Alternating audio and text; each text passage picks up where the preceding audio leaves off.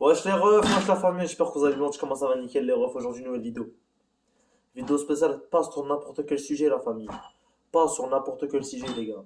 Comme vous le savez, hier, Cristiano Ronaldo s'est qualifié en Coupe du Monde contre la Macédoine 2-0 à domicile au Portugal. Donc maintenant les frères, je vais vous expliquer comment c'est logique. Et qu'est-ce qui s'est passé après le match, c'est quoi? Parce qu'il y a une conférence de presse après le match, les journalistes m'ont posé des questions, etc.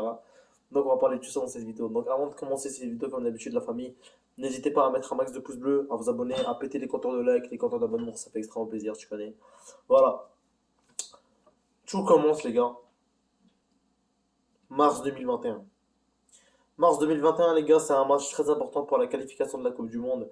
Serbie-Portugal, 2-2, 94e minute.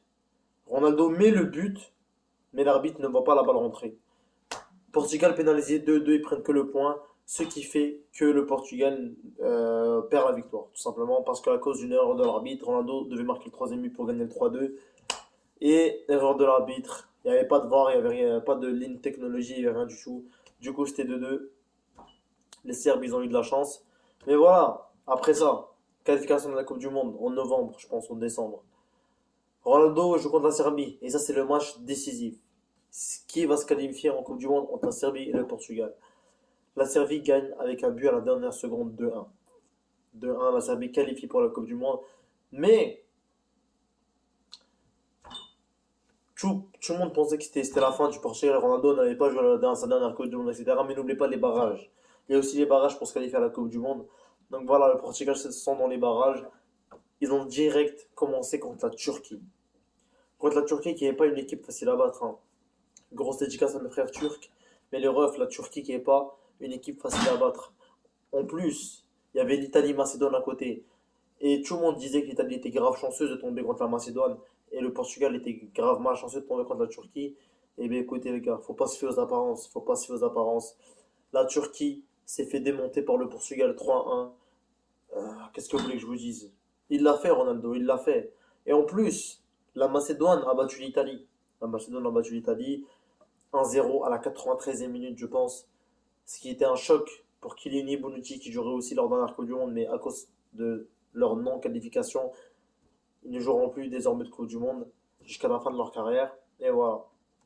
Sinon, les frères, finale, finale, Macédoine, Portugal. Et pas oublier que le match contre la Turquie était très compliqué parce qu'à la 85e minute, c'était une pénalty pour les Turcs et c'était 2-1 pour le Portugal. Ça veut dire que si les Turcs marquaient, c'était 2-2. Les Turcs ont raté leur penalty. Les Turcs ont raté leur penalty. Donc voilà, après cela, Ronaldo, il joue contre la Macédoine. Victoire. Personne n'y croyait à la famille. Et Ronaldo, après la fin du match, on lui a posé une question, comment vous vous sentez, etc. Il a dit, je me sens mal pour les gens qui croyaient que j'allais manquer la Coupe du Monde. J'espère qu'ils sont en train de pleurer en ce moment. Ça veut dire, en fait, il lançait un petit message, les refs. Voilà, tout le monde croyait que Ronaldo n'allait pas jouer à la Coupe du Monde et finalement, King is back, les refs. Voilà, il va jouer à la Coupe du Monde, tu connais.